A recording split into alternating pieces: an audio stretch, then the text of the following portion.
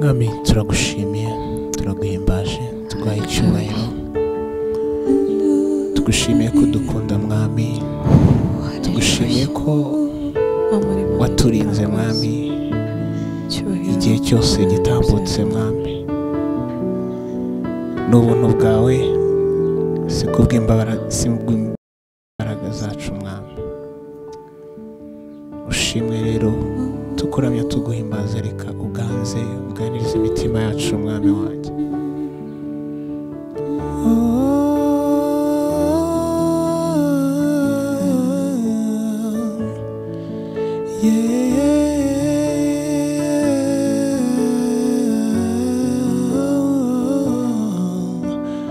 urakwiriye mwami n'abasa na Yesu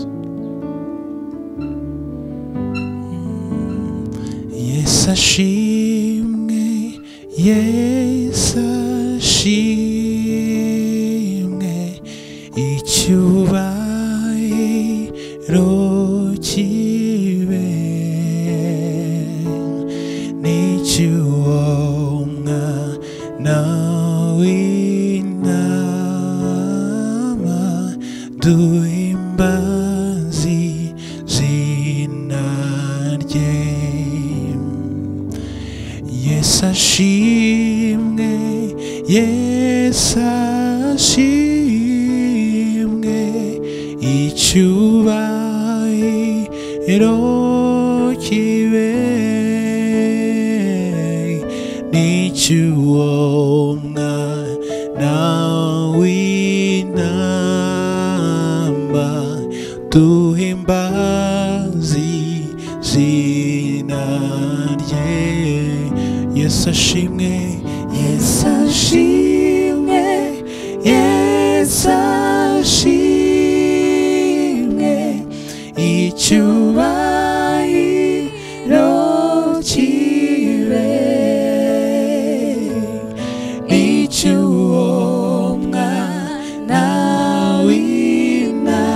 w'intama duhimbaze izina oh Yesu ashimwe Yesu ashimwe Yesu ashimwe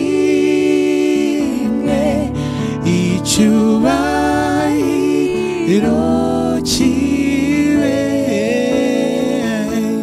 n'icy'uwo mwana w'intama duhimbaze izina rye Yesu ashimwe Yesu ashimwe Yesu ashimwe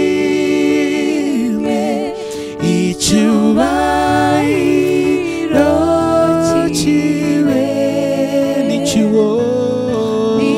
n'icy'uwo mwana w'intama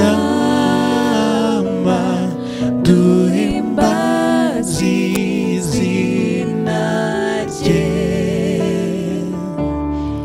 Yesu ashimwe Yesu ashimwe icyubahiro kibe n'icy'uwo mwana w'intama duhimbaze izina rye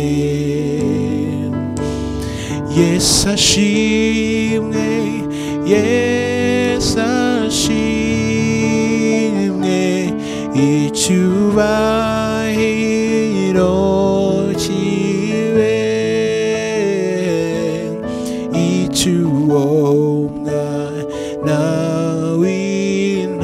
w'intama duhimbaze izina rye Yesu ashimwe Yesu ashimwe Yesu ashimwe icyubahiro kibe n'icy'uwo mwana w'intama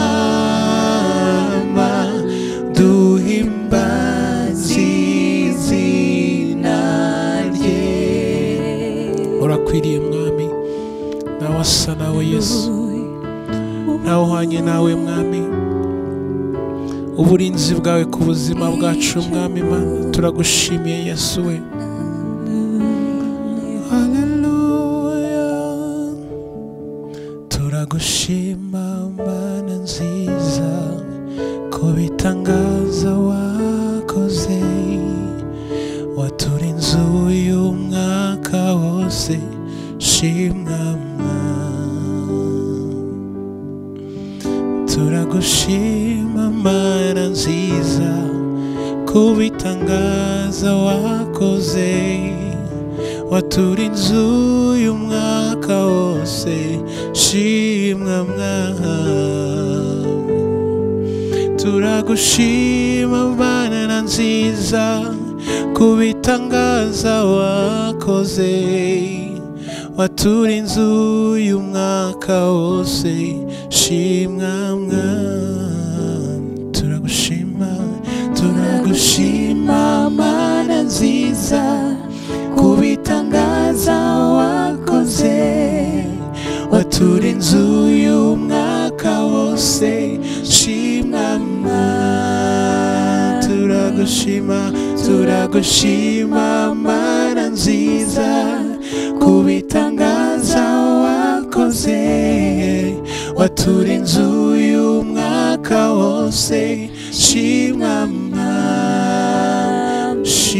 turagushima Mana nziza ku bitangaza wakoze, waturinze uyu mwaka wose, shimwa turagushima Mana nziza ku bitangaza wakoze, waturinze uyu mwaka wose, shimwa mwami. Turagushima Mana nziza ku bitangaza wakoze, waturinze uyu mwaka wose, shimwa turagushima Mana nziza ku bitangaza wakoze, waturinze uyu mwaka wose, shimwa turagushima Mana nziza ku bitangaza wakoze, waturinze uyu mwaka wose, shimwa urakwiriye mwami ku burinzi bwawe. Haleluya, ushimwe mwami, wastahili wewe Bwana,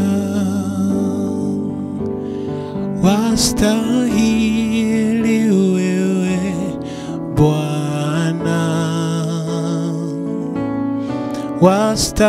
wastahili wewe Bwana, kupokea utukufu.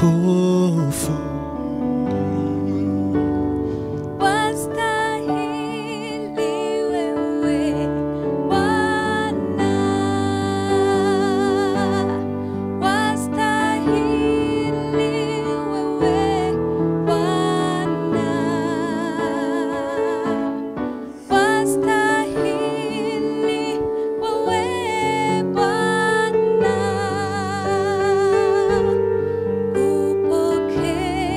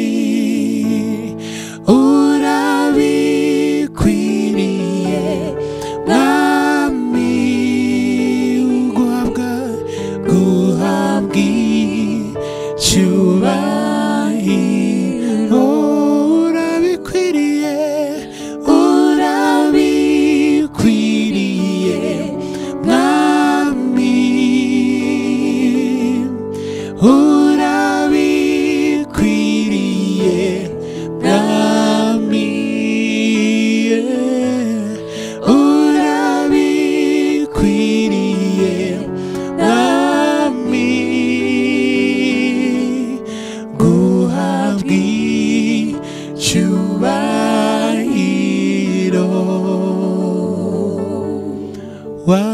wastahili wewe Bwana, wastahili wewe Bwana, wastahili wewe Bwana, kupokea utukufu, wastahili wewe, wastahili wewe Bwana, wastahili wewe Bwana, wastahili wewe Bwana, kupokea utukufu.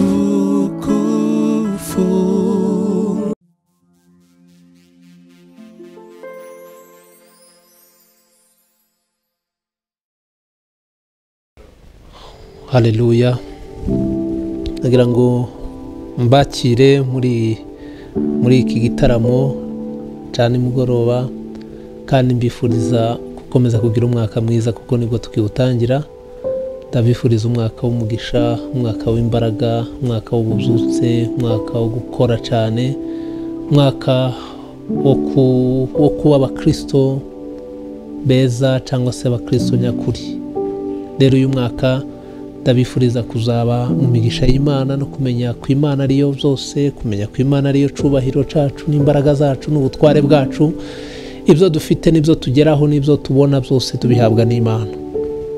Kandi nagira ngo duhagararire ku ijambo riri muri Zaburi ibice 23 umurongo wa mbere gusa. Iyi ni Zaburi ya Dawidi. Uwiteka niwe mwungeri wanjye sinzakena. N'uwo murongo gusa mugufi shaka ko tuvugaho. Uwiteka niwe mwungeri wanjye sinzakena. Uyu ni umunsi wo kuwa kane, ni umunsi tuba dusengera ibyifuzo. Kuwa gatatu tugasengera abarwayi, kandi tugakora na deliverance. Deliverance ni ukubohora imigisha ibintu byacu bitandukanye. Ariko uyu munsi ni umunsi wo gusengera ibyifuzo muri rusange, kubera ko aribwo tugitangira umwaka. Nagira ngo dusengere uyu mwaka. Uyu mwaka uzabamo ibintu byinshi Imana yaduteguriye twe tutazi. Ariko icyo twe dukora, twebwe tuja ku murongo kuvuga ngo reka dusenge tubwire Imana ngo mwami, uyu mwaka dukeneye imbaraga zawe, dukeneye kubona uburinzi bwawe, dukeneye kubona protection yawe. Niyo mpamvu twavuze ngo Uwiteka niwe mwungeri wanjye sinzakena. No kuvuga ngo Imana tuyishiramo imbaraga zacu zose, ubwenge bwacu bwose, ibitekerezo byacu byose, imigambi yacu yose, iyerekwa ryacu ryose, inzozi zacu zose, ubutunzi bwacu bwose, ibyo dufite byose tukabiha Imana, tukabishira muri Kristo Yesu. Abantu benshi kambivugeho mu magambo make, mfite abantu, abavandimwe, inshuti zanjye, abantu twatangiranye gusenga babivuye mu benshi bararetse, barananiwe, kubera ko tugitangira turi mu bubyutse wa musho ya mbere, imbaraga za mbere, twarasenze tuba mu masengesho akomeye y'imbaraga, twika asenya ibihoma, asenya ibintu bikomeye.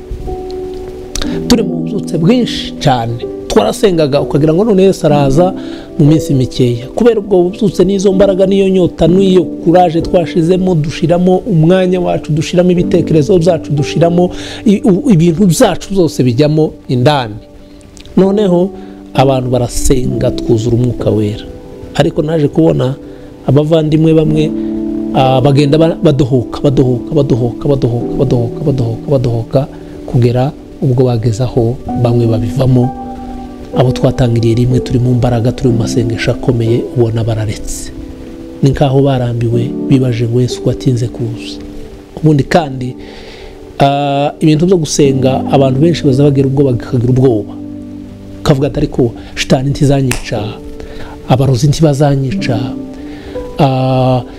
abantu nuko niko satani aza akanga abantu. Satani akanga abantu akabereka, akababwira ati satani ifite imbaraga, niko abantu baza bibesha. Abantu bazagira ubwo bibesha bakibesha ko satani afite imbaraga, noneho bagatangira gushidikanya ubuzima bwabo n'imibereho yabo n'Imana yabo. Ariko gukomera no gukunda Imana no kuba umunyembaraga no kudatinya entourage cyangwa se ibigukikije. Entourage mvuga no kuvuga ngo nabanebwe, nabapagani, nabasinzi, nabarozi, nabapfumu, nabakonikoni, n'abantu n'ibintu bibi byinshi biri aho ngaho bitatse abantu babona imbwa n'amapusi n'ingurube noneho n'ibihunyira n'ibindi bintu byinshi, abantu bagatinya bakavuga ngo ngo ahantu ngo hari abarozi, babona amashara n'amababa y'inyoni n'ibindi byose bateze ku marembo, bakavuga ati turashize, shitani iraje, abarozi baduteye. Nyamara ibyo ni ibintu byapfuye byose bitagira amaso, ni ibintu bitabona, ni ibintu bidafite imbaraga, ni ibintu bidafite valeur. Igifite agaciro, igifite imbaraga ni umuremyi, ni Imana Data, umuremyi w'isi n'ijuru. Imana yaturemye mu shusho yayo, Imana ifite autorité ku buzima bwacu, Imana idukunda, Imana ituzi, Imana yadutoranije. Iyo niyo Mana ikomeye kandi ni nayo Mana itubeshejeho. Depite la crossa de meni prosatike de legreni meritike sanfo de la kinia adromeska la bande legaria. Iyo dusengera abarwayi, iyo dusengera abantu, kuba mfite ubuhamya bw'abantu batandukanye benshi bari barabaye ingumba babyaye muri iyi minsi. Mfitemo abantu bagera kuri 3 barimo banyohereza message ku babyaye, barimo bashima Imana. Ni ubuhamya, ni igitangaza, ni ikintu gikomeye. Iyo Mana twizera rero ni Imana itazidutererana, ni Imana iziduha umugisha, ni Imana izitwagura, ni Imana itwagurira imbago, itwagurira iyereka, ikatwagurira urubyaro, ikatwagurira ubutunzi, ikatwagurira ubushobozi. Iyo uyizeye, iyo uyihaye umutima, iyo uyihaye imbaraga, iyo uhaye umwanya wawe, iyo uyihaye ibitekerezo byawe. Nkaba nkangura abantu rero, uyu mwaka dutangiye wa 2021 ni umwaka tugomba gutekerezamo neza, tukagira vision, tukagira iyerekwa, tukagira intumbero, tukagira projet zacu ziteguye neza, tuvuga ngo Imana igomba gukora ibitangaza kandi tukabona ukuboko kw'Imana, kandi nitubyizera tuzabigeraho. Nje mfite imyaka myinshi ntangiye gusenga kandi ntabwo naretse, nta nubwo nadohotse, nta nubwo nabivuyemo. Ni ibintu nkunda kuruta ibindi bintu byose bibaho kuri isi. Nkunda gusenga, nkunda Imana, ndayikunda, ndanayemera, ndayizi, ndayumva, nyibamo, nyituyemo, kubera ko nasanze ari Imana nziza y'imbaraga yaremye umuntu, ikarema isi n'ijuru, ikarema umuntu mu shusho yayo. Rero iyo Mana irakomeye. Muri iyi minsi ntabwo ndimo nkoresha umwanya munini cyane, nkunda gukoresha iminota mike cyane, mike ariko irimo imbaraga, irimo ubuhanga bw'Imana, irimo umwuka w'Imana, irimo gukora kw'Imana. Uyu mwaka rero tugiye kuwusengera, ngira ngo mbakangure, mbagarure, mureke ubwoba, mureke gushidikanya, mureke kwirwanirira, mureke kwishakira inzira, mureke kwishakira amarembo, mureke kwishakira support, ahubwo mureke Imana ibe umurinzi, ibe sifa kwa Mungu. Imana rero ifite byose kandi ni Imana ifite ubutunzi, ifite ubushobozi, ifite amahoro, ifite ibyiza itanga mu bantu bayo. Rero uyu ni umunsi wo gusengera gusa 2021 na projet zacu kugira ngo Imana izaziyobore kandi zizabe nziza, Imana izihesha icyubahiro. Reka dusenga Imana. Uwiteka niwe mwungeri wacu ntituzakena. 2021 ni umwaka w'akazi, ni umwaka w'imigisha, ni umwaka w'ibisubizo, ni umwaka w'iterambere, ni umwaka w'ubukire, ni umwaka w'amahoro, ni umwaka wo kwizera, ni umwaka wo gutunga, ni umwaka wo kugendana n'Imana, ni umwaka wo gusa na Kristo, ni umwaka wo kuba abigishwa nyakuri ba Kristo, tukagira umugisha, tukagira imbaraga, tukagira ubwenge, tukagira ibitekerezo byiza. Kweretse uyu mwaka Mwami, kweretse abantu bankurikira nk'umuhanuzi, nk'umushumba, mbasabiye umugisha, mbasabiye amahirwe, mbasabiye imbaraga, mbasabiye kuvugurura imibanire yabo na Kristo, kuvugurura imibanire yabo na Yesu, kuvugurura imikorere, imitekerereze, imyumvire, imirebere. Ndagushimiye Kristo kuduhaye imbaraga, kandi ndagushimiye kuduhaye kunesha ibigeragezo n'intambara zo kuri isi. Abantu bawe, abana bawe bankurikira, ubaha imbaraga, ubahe gutinyuka, ubarinde ubwoba, kandi ubasiga amavuta, ubakoresha imirimo ikomeye, kandi ubongerere kwizera. Ni mu izina rya Yesu nsenze nizeye, urakoze, amen. Yesu abaha umugisha, kandi Yesu abahe kwaguka no gutera imbere.